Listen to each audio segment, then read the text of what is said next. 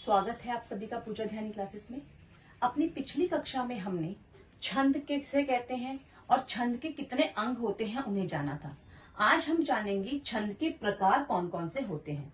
वैसे तो छंद के प्रकार में एक तीसरा प्रकार और होता है, उसे कहते हैं मुक्तक छंद, परंतु उसमें किसी नियमों की आवश्यकता नहीं होती है। इसीलिए मुख्यतः जिनमें नियमों की आवश्यकता होती है वह दो प्रकार के माने जाते हैं, मात्रिक छंद और वर्णिक छंद। सबसे पहले जानेंगे मात्रिक छंद किसे कहते हैं। जिस भी रचना में कुछ मात्राओं के नियम निर्धारित किए गए होते हैं, अर्थात या फिर जिस भी रचना में हम मात्राओं की गणना करते हैं उसे हम मात्रिक छंद कहते हैं। यह तीन प्रकार के होते हैं, सम मात्रिक छंद, अर्ध सम मात्रिक छंद और विषम मात्रिक छंद। सम किसे कहते हैं? सम अर्थात इवन नंबर, इवन संख्या जो होती है। सम अर्थात इवन नंबर, सम संख्या, जैसे 2, 4, 6, 8, 10, 12, मतलब जो भी दो के पहाड़े में आते हैं, दो के टेबल में जो आते हैं उन्हें हम क्या कहते हैं? सम संख्या कहते हैं। अर्ध सम, जिसमें आधी सम संख्या होती है और आधी विषम संख्या होती है, उसे हम कहते हैं अर्ध सम मात्रिक छंद। और जिसमें दोनों ही विषम संख्या होती है, सारी विषम संख्या पाई जाती है, उसे हम कहते हैं विषम मात्रिक छंद। जैसे 3, 1, 9, 7, 11, 15, 13, जो कि 2 से विभाजित नहीं होती हैं।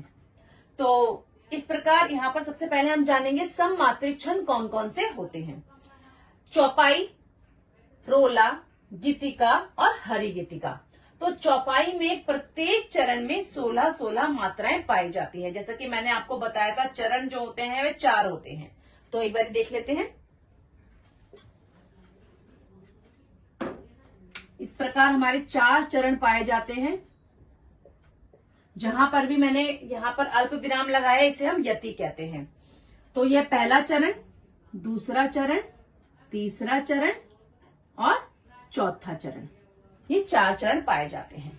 तो चौपाई में प्रत्येक चरण में 16-16 की मात्राएं पाई जाती है। अर्थात अगर मैं पहले चरण की मात्राओं की गणना करूं तो यहां पर मुझे 16 मात्राएं मिलेंगी, फिर दूसरे चरण में भी 16 मात्राएं मिलेंगी, तीसरे में भी और चौथे में भी 16 मात्राएं मिलेंगी।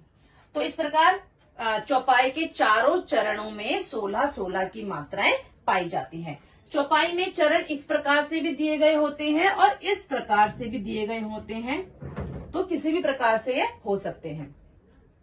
रोला, अब यहाँ पर जो मुख्य बात है वह क्या है?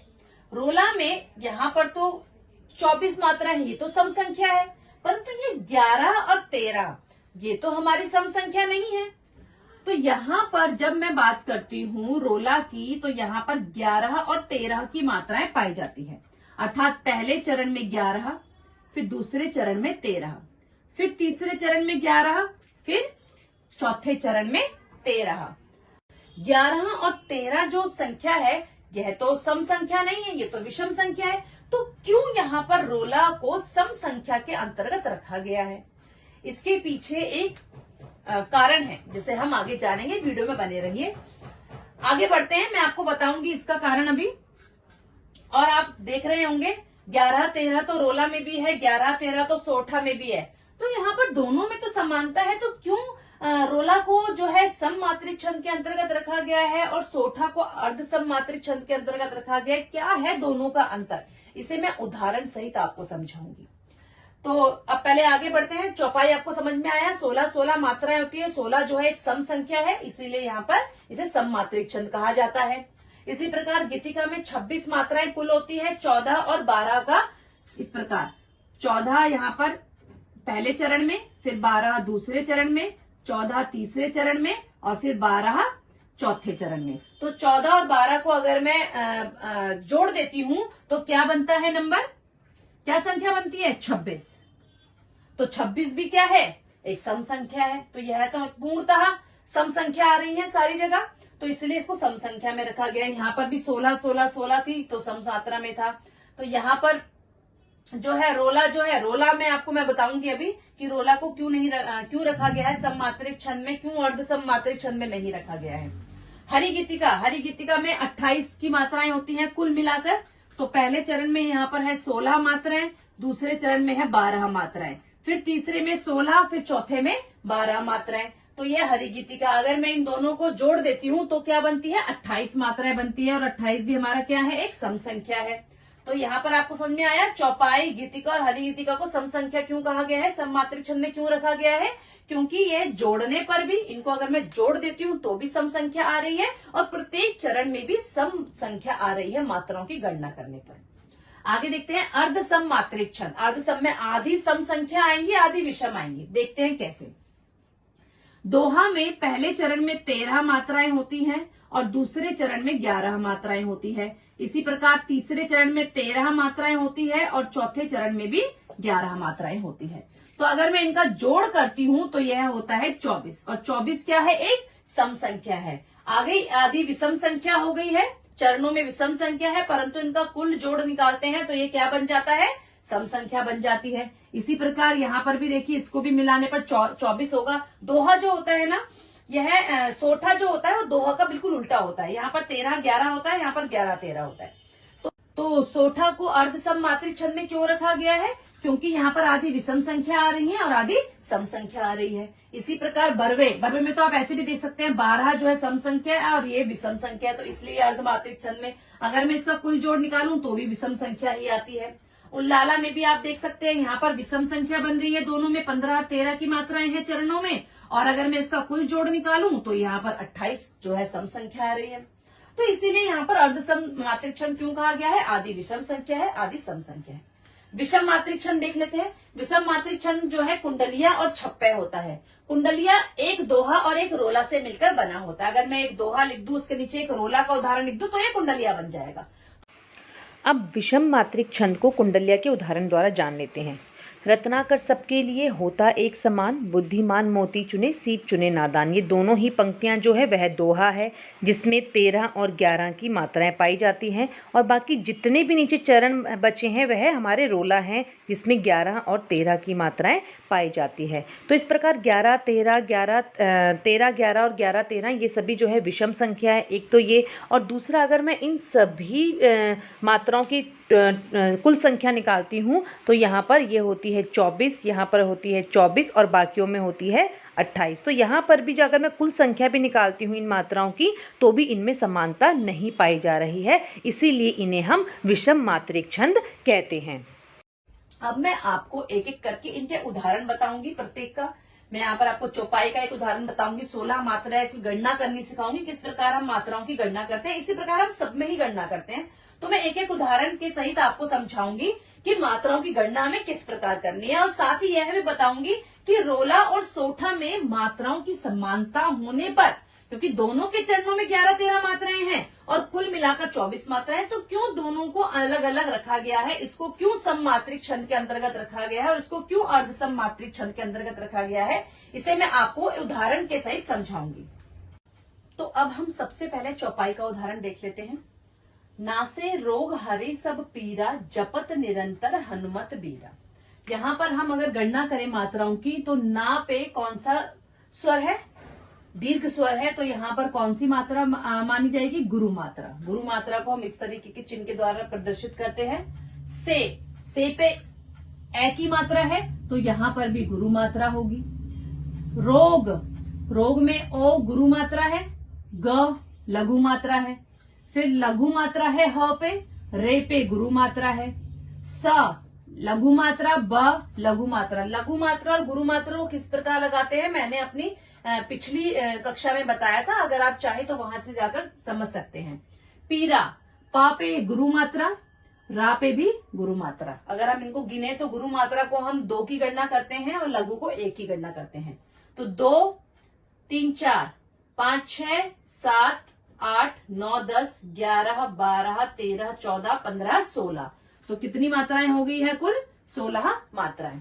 अगला देखते हैं, लघु मात्रा लघु मात्रा लघु मात्रा, फिर से इ लघु मात्रा।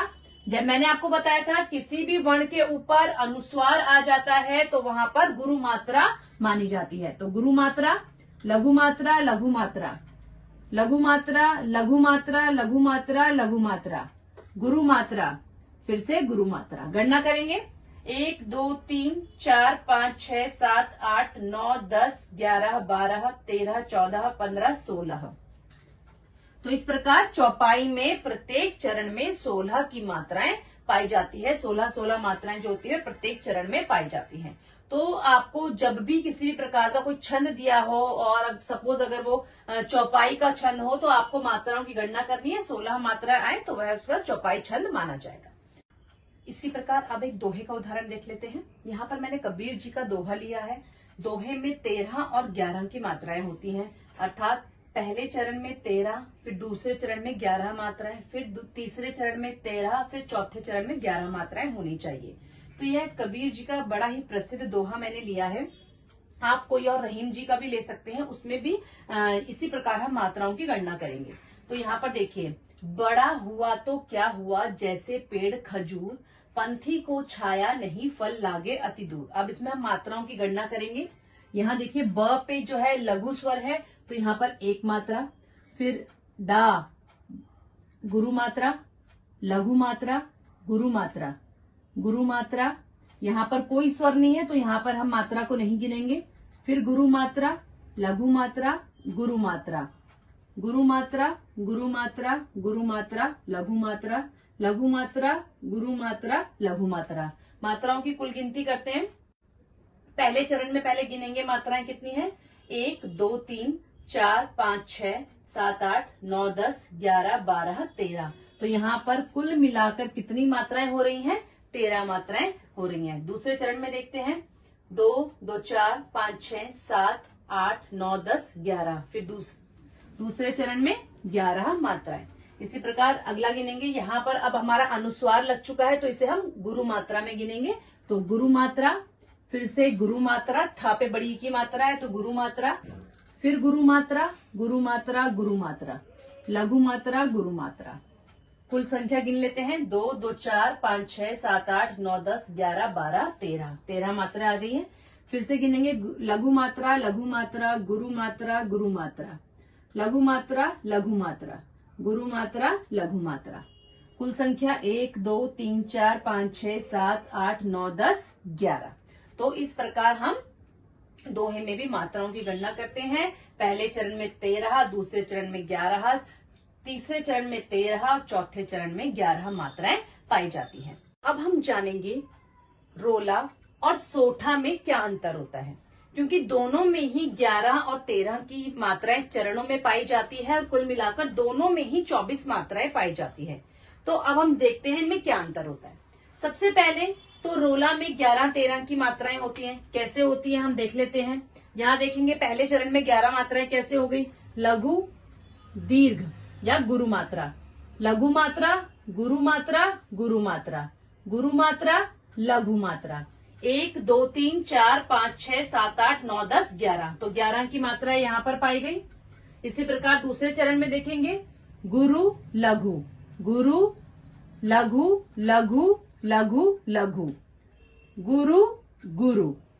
2 3 4 5 6 7 8 9 10 11 12 13। 13 की मात्राएं हो गई है दूसरे चरण में। इसी प्रकार अगले चरण में देखेंगे लघु, लघु। यहाँ पर ये आधा है, इसको हम काउंट नहीं करेंगे। यहाँ पर आएगा गुरु, लघु, लघु, गुरु, गुरु, लघु। 1 2 3 4 5 6 7 8 9 10 11। फिर से 11 की मात्राएं आ गई हैं तीसरे चरण में। चौथे चरण में देखेंगे गुरु, लघु, गुरु, गुरु, लघु, लघु, गुरु, गुरु।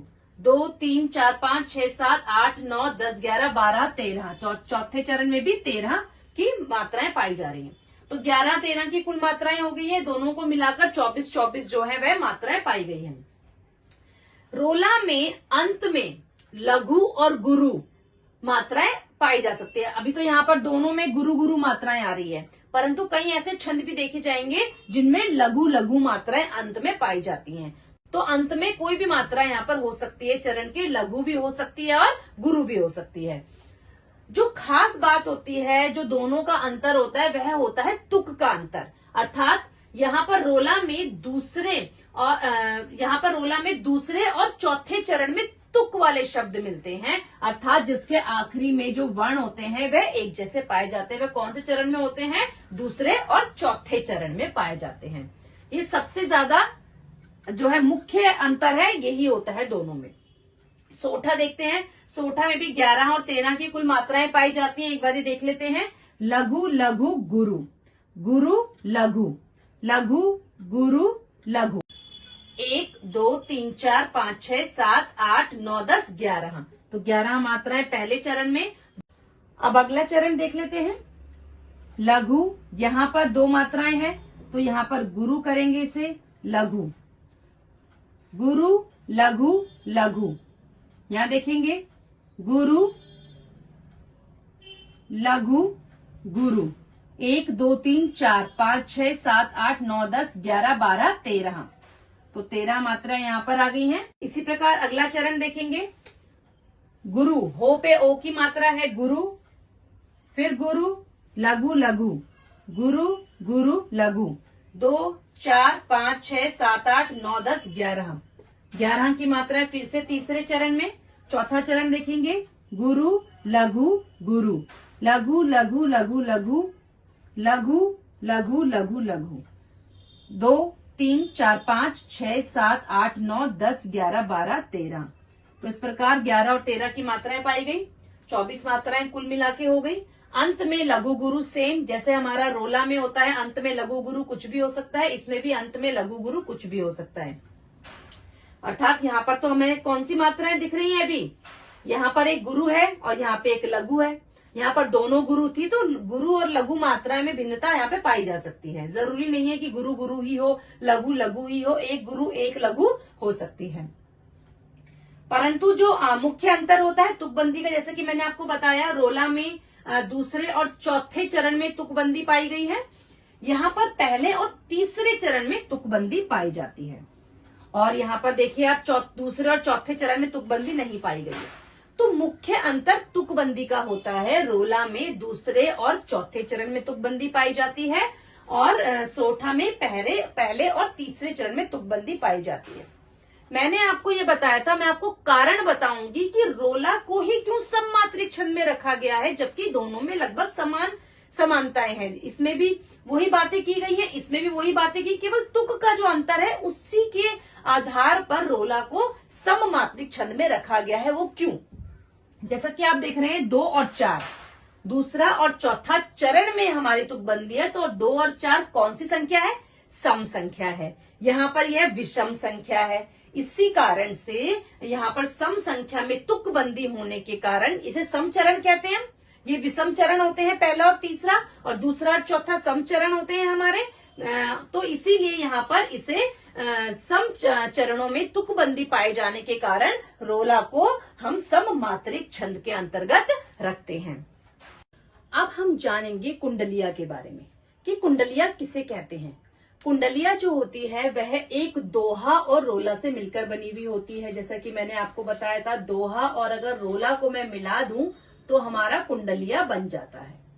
तो कुंडलिया के पहले और जो दूसरी जो पंक्तियां होती है वह हमारी दोहे से मिलकर बनी होती है। यह दोनों दोहे से होती है। और इसकी दूसरी खासियत क्या होती है कि जब यहाँ पर जिस पंक्ति पर, जिस चरण से, इसके चौथे चरण पे जो भी पंक्ति होगी उसी चरण से जो है रोले की शुरुआत होती है। जैसे यहाँ पर जो है अंत जो है चौथे चरण पे किन पंक्तियों से हो रहा है? सीप चुने नादान। तो रोले की जो शुरुआत होगी वह दोहे के आखिरी चरण से ही होगी।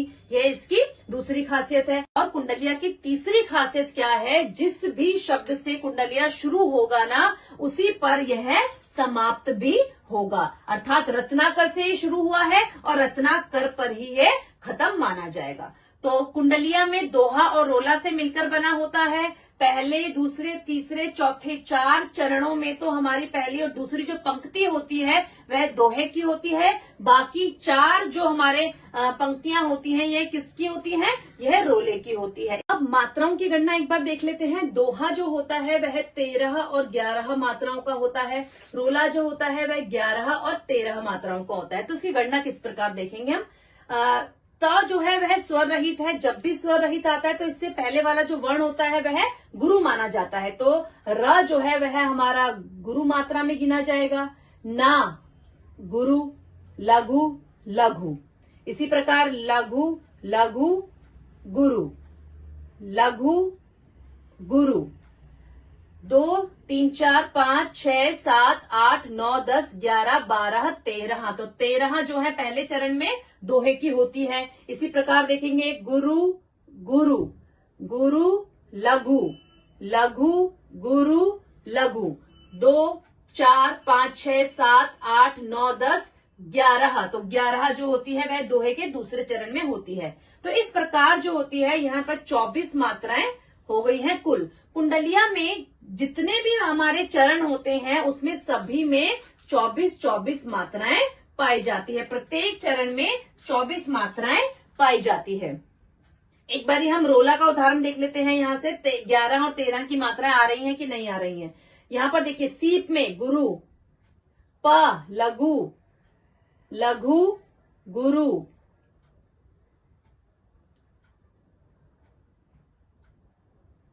गुरु गुरु गुरु लघु। 2 3 4 5 6 7 8 9 10 11। तो 11 पहले चरण में होती है। अगला चरण देख लेते हैं। यहाँ पर संयुक्त अक्षर आ रहा है और मैंने क्या बताया था, संयुक्त अक्षर से कोई भी पहले वाला जो वर्ण होता है वह गुरु में ही माना जाएगा। यहाँ पर इसे हम लघु में गिनेंगे। अब यहाँ पर आएगा गुरु गुरु लघु लघु लघु लघु गुरु।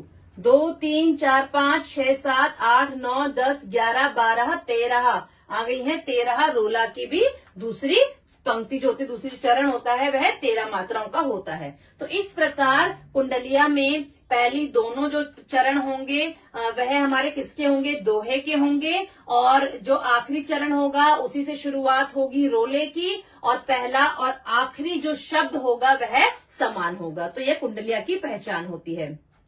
तो इस प्रकार आज हमने जाना कि छंद के प्रकार जो होते हैं वह मात्रिक छंद के प्रकार जो होते हैं वह कौन कौन से होते हैं। तो आज की वीडियो में मैं मात्रिक छंद तक ही करवाऊंगी। अगली वीडियो में मैं आपको बताऊंगी वर्णिक छंदों में हम किस प्रकार जो है गणना करते हैं वर्णों की। तो अगर आज आपको मात्रिक छंद समझ में आए हैं तो वीडियो को लाइक और शेयर जरूर कीजिएगा, और चैनल पर अगर पहली बार आए हैं तो इसे सब्सक्राइब जरूर कीजिएगा। धन्यवाद।